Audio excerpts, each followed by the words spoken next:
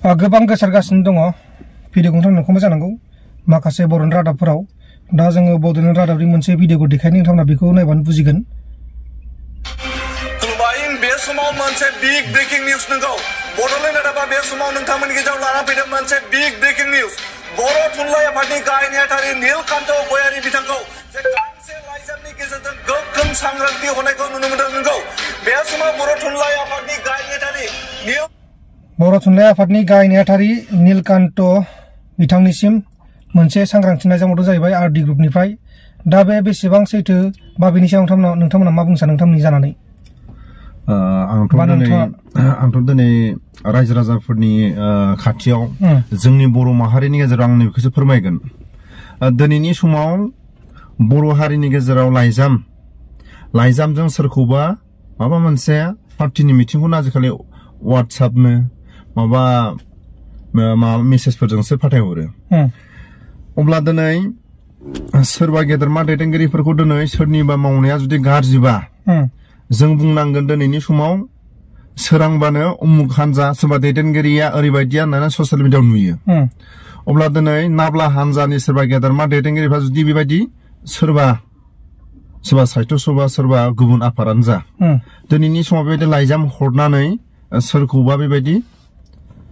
जानुनि हरगोनखौ मालाबाबो सानथावना नङा दिनैनि समाव फरेस्ट बर'यानो चाइनायाव म्यानमाराव थानानै दिनैनि समाव लाइजामखौनो जों सोरबा आसाम सरकारनो सोरबा आसाम पुलिसनो गुबुन गुबुन दैदेनगिरिफोरनो लाइजामखौनो जों बाहायनाय नुला सोरनावबा कालेक्सननो सोरनावबा गुबुन गुबुन माखासे बिजनेस गिदिर थिखादारफोरनाव जों लाइजाम बाहायनाय नुला ससियेल मिडियाफ्राव मबाइलफोरजों मेसेज हरनाय मबाइलफोरजों कन्टेक्ट खालायनानै फरेस्ट बर'यानो सोरबा आसामनि गेदेरमा दैदेनगिरिफोरखौ आसामनि माखासे सालायगिरिफोरखौ इन्डियानि सालायगिरिफोरखौ ससियेल मिडियाजोंसो जानुनि मोनसे हरनाय नुयो अब्ला दिनै जोंनि बर' माहारिनि बा बर' समाजनि गेजेराव डियार नाब्ला हानजा होननायानो दिनैनि समाव बेबायदि खोथायानो फैया साफ्रोमबो सिनियर जुनियर एक्स एनडिबिफोरनि गेदेरमा दैदेनगिरिफ्रा जोबथेसालियाव थानाय डियार नाब्ला सार सिनियर जुनियर जेसेबां जोबथेसालियाव दं भुटानाव थानाय आरो बे सेन्ट्रेल गुवाहाटी सेन्ट्रेल जेलाव थानाय आरो एक्स एनडिबिफोरनि केस रायजो राजाफोरनि केस बेफोरखौ दिनैनि समाव मोनफ्रोमबो बर'नि दल संगठनफोरखौ लानानै खामानि मावनो थाखायसो एक्स एनडिबिनि गेदेरमा दैदेनगिरिफ्रा नारा नाथा ओरैबो खारदिंगासिनो गेदेर गोलावफोरनि खाथियाव माखासे एडभाइस लादों बिथांमोनखौ एखे लोगोआव मोनफायोबा लोगोआव एखे लोगो खामानि मावनो थाखाय एक्स एनडिबि जायफोर सिनियर गेदेरमा दैदेनगिरिफ्रा साफ्रोमबो बर'नि दल संगठननि दैदेनगिरिफोरखौ सम लोगो हमनाय नुदों अब्ला बेबायदि टाइमाव सोरबा साहित्य सभाखौ सोरबा आबसुखौ सोरबा गुबुनखौ बेबायदि सोरबा प्रमद बर'खौ सोरबा हाग्रामाखौ बेबायदि गाज्रि मोननाय एक्स एनडिबिनि गेदेरमा दैदेनगिरिफोरनि खाथियाव बेबायदि सोदोबानो फैजाया आरो लाइजाम हरथावना नङा बिनि थाखायनो बियो फेक आरो नंखाय प्रमद बर'आ बुंदों दे थाबैनो बेखौ माने तदन्त खालामनो थाखाय पुलिसनि आखायाव बा पुलिसनो बेखौ दायथ' होनाय जाबाय बे जोबोद मोजां नङाबा उननि समाव बेबायदिनो गावजों गाव सोरबा हानजाजों सोरबा पार्टिजों सोरजोंबा बेबायदि गुलाय गुजाय खालायहोबाय थागोन आरो दा राजखान्थिनि सायाव मा बुंनो सानो नोंथांमोननि जानानै दा राजखान्थियाव गोबां जागासिनो दङ ओरैहाय जयनिंबो जागासिनो दङ मोननैबो हान्जायावनो दा मोननैबो हान्जाया साखाफारा जागासिनो दं क'क्राझार लकसभा बिभाग बेहा बांसिनै जादों आरो दरं उदालगुरियावबो जागासिनो दङ दा बेनि सायाव मा बुंनो सानो नोंथाङा बर'फ्रा सानै बा सासे एमपिखौनो लानानै बर'फ्रा मोनफ्रोमबो खामानिखौ जौगागोन आरो बर' एमएलएफोरखौ लानानै आरो बर' जिखुनु जाया बिटिसि बिटिआरनि जनजातिफोरनि खामानि मावनो थाखाय ओरैबायदि बर' लिडारफ्रा सांग्रां रायजो राजाफ्रा सांग्रां नाथाय बिपिएफनि गेदेरमा दैदेनगिरिफ्रा मा देरहायोबा आरो मा खामानि मावबोखो आरो फरायसाफोरखौ मा बिथोन होलांगोन समाजनि गेजेराव मा बिथोन होलांगोन बेफोरखौ खोनासंनो थाखाय दिनै गिथावना जाबाय सोरबा इउपिपिएल पार्टिनि मिटिंफ्राव रायजो राजाफ्रा पार्टियाव गैयाबाबो सोरबा बिपिएफ पार्टियाव गैयाबाबो बिपिएफ पार्टिनि माखासे गेदेरमा दैदेनगिरिफोरनि मिटिं दावथिंखौ खोनासंनो थाखाय थांनो लुगैनाय दं सोरबा UPPL हान्जानि मिथिं दावथिंखौ बिथांमोना उननि समाव मा मावलांगोन आरो मा खामानि मावगासिनो दं गेदेरमा दैदेनगिरिफोरनि खोथाफोरखौ खोनासंनो थाखाय बयबो थाङो दिनै गेदेरमा दैदेनगिरिफोरनि बुंनाय BTC BTR नि जनजातिफोरनि खामानिखौ माबोरै मावलांगोन आरो BTR नि बायह्रानि बर'फोरखौ ट्राइबेलफोरखौ माबायदि हेफाजाब मदद होलांगोन गेदेरमा दैदेनगिरिफोरनि खोथाखौ खोनासंनो मिथिङावनो थांनो गिथावथाव मिथिङाव जेनेरेल मानसिया बा गेजेरनि मानसिया BPF बो नङा बा UPPL बो नङा बिथांमोना सोरनिबा मिथिंखौ खोनासंनो थाखायनो थांनो गिथावथाव थांबानो जयेन दिनै नैबे बिथांमोना जयेन जादों होननानै केमेराखौ फिदिं देखायो अब्ला जायफोर गेदेरमा रायजो राजाफ्रा BPF नि मिथिंखौबो खोनासंनो लुगैनाय दं सोरबा UPPL नि मिथिंखौबो खोनासंनो लुगैनाय दं अब्ला दिनै केमेराखौ गिदिं सोरबा ससियेल मिडियानि बिथांमोना सोरबा इउटुबारानो जा सोरबा मिडियानि मानसियानो जा गिदिं दिनैनि मेलाव नै एसेखिनि जयेन जाफैदों सोरबा जेनेरेल मानसिया मिथिं खोनासंनो थांबाबो जुदि जयेन जानायखौसो दिन्थियोबा रायजो राजाफ्रा जायखौ मोजां मोनो जाय लिडारा खामानि मावनो हागोन बेखौसो सेलेक्सन खालामनानै देरहाहोगोन नङा होमबा नाथाय BPF पार्टी UPPL पार्टी नाथाय मोननैबो पार्टीखौ जोंनि बर' हारिनि गेजेराव मोजां मोनो साफ्रोमबो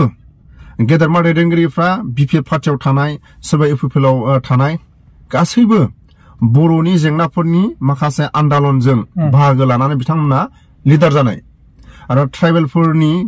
माखासे जेंनाखौ लानानै बिथांमोना UPPL बा BPF पार्टीयाव आरो जेसेबां जनजातिफोर दं बिथांमोननि माखासे बर'फोरनि माखासे कालचारखौ लानानै बर'फोरनि खेला दुला जिखुनु जाया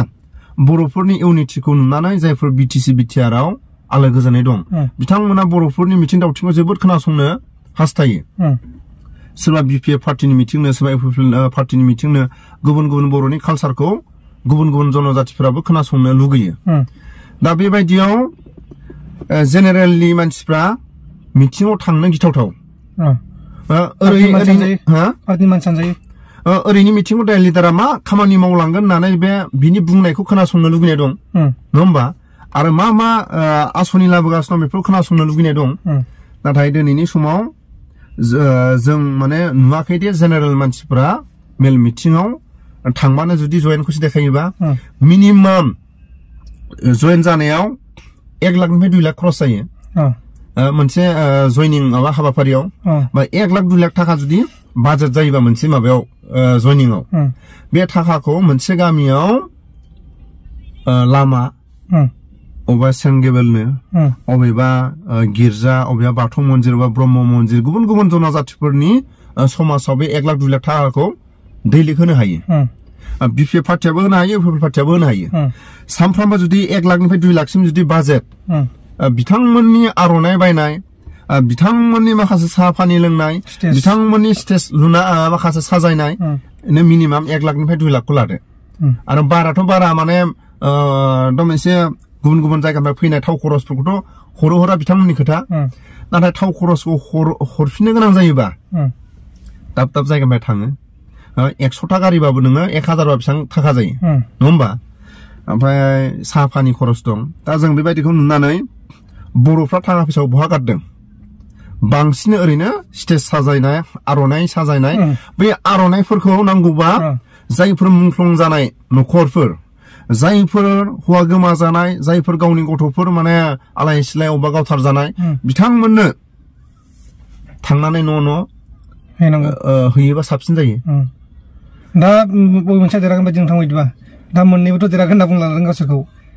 बे देरहागोन होननाय सोदोबा मोनफ्रोमबो दल संगठनाव थायो जायो जेनेबा इलेक्सनाव जेनदोंबाबो गावसोर बांसिन भट मोनदों जों देरहादोंमोन बिदि होनना बुङो बल खेलायाव जेब्ला मोननै टीम गेलेनो होमबा बल खेलायाव माने मोननैबो हानजानि बल खेलाखौ नायनो थाखाय बयबो मोजां मोनो नाथाय जयै जोनानै टीमाव मोजां जोग्राबा सोरबा टीमाव जुदि सोरबाया मालाबा जाहा जोरा थायोबा मालाबा मोजां पार्टियावबो जेनो दा जों मिनिमाम नुदों दे बर' हारिनि गेजेराव माखासे खेला दुलाजों जों रुजुयोबा नङा होमबा ओरैबायदि नाजानाय मावलांगोन होननाय सोदोबखौ आजिखालि बारा फोथाया मावनानै दिन्थिबोनाय मावनानै जाफुंसारबोनाय आरो जाय लिडारा मोजां गाज्रि बयजोंबो खाथियाव माने बयखौबो गोरोबनानै सावरायनो हानाय लिडारखौसो नागिरो सोरबाया दिनैनि समाव माने सोरबा सरकारा जुदि लेखा गोरोंफोरजों बांसिन रायलायनो सोरबा जाम्बा जाम्बिजों जों बारा माथो होआ सोरबा मोजां मानसिजों जों माथो होनि बारा साइज बाइस गैयै मानसिफोरजों जों बारा खाथियाव थाया बेबायदि दिनैनि सरकारफ्रा जानो थांगासिनो दं मानो होनोबा दिनैनि समाव जों खामानि मावलांगासिनो दं बा मावबोगासिनो दं बेफोरखौ बारा आजिखालि फोथाया आरो जों दिनै नुदों दिनैनि समनि माखासे लिडारफ्रा जाम्बा जाम्बिफोरखौ माखासे दैदेनगिरिफ्रा खाथियाव दिनैनि समाव थानानै सावरायना सावरायाखै आरो माखासे मावबोनाय सरकारा जाम्बा जाम्बिफोरजों गोरोबनानै माबायदि माने खामानि मावबोदोंमोन नैबेखौ दानि रायजो राजाफ्रा नागिरो गोदो जों बुङो जोंबो खोनायो जोंबो बुङो गोदोनि बिबै बिबौमोनहा दखानाव थाङोबा टाउन सहराव थाङोबा फिसौफोरनो सोरबा गामिनि मानसिफोरनो अबेबा आलासि तुलासि जानो थाङोबा मेथाइबाबो लानानै थाङो बयखौबो लेंहरनानै जाथि खुरमा माने राननानै जायो दिनैनि सोरबा बिबौ जानाय बैसो सोरबा गावनि न'खरनि आलासि जानो थांनायाव जायनि न'खराव थांदों बिदा फंबाय साथाम साब्रैबाबो जेनेबा बिदा फंबाय साथाम साब्रैया जेनेबा आलादा जाबाय गावनि न'आव आलासि फैनाया गावनि न'नि सोरबा उसुंसिनि गथ' गथाया मेथाइखौ आजिखालि मोनजायोना मोनजाबावासो खोनाहैगोन उमुक मेथाइ लाबोनायखौ सिरि सिरि जा होननानैसो आजिखालि सोरबा आलासिफ्राबो आजिखालि आलासिया जेनेबा मेथाइखौ लाबोबाय बयनोबो रानना होनो होननानै नाथाय सोरबा न'खरनि मानसिया हरनाहाय फिसाबा हरा नाथाय बै समनि माखासे गेदेरमा दैदेनगिरिफोरखौ जोङो रिजायनो हायो आरो बै समनि बोराय बुरैफोरखौ जोङो रिजायनो हायो आलासि जानाय लोगो लोगो बयनिबो समानै रानना होयो अबेबा मेथाइयानो जा अबेबा मैगंफोरानो जा माने आलासि जानो थाङोबा गोदोनि समाव मैगं थाइगं लांफागोन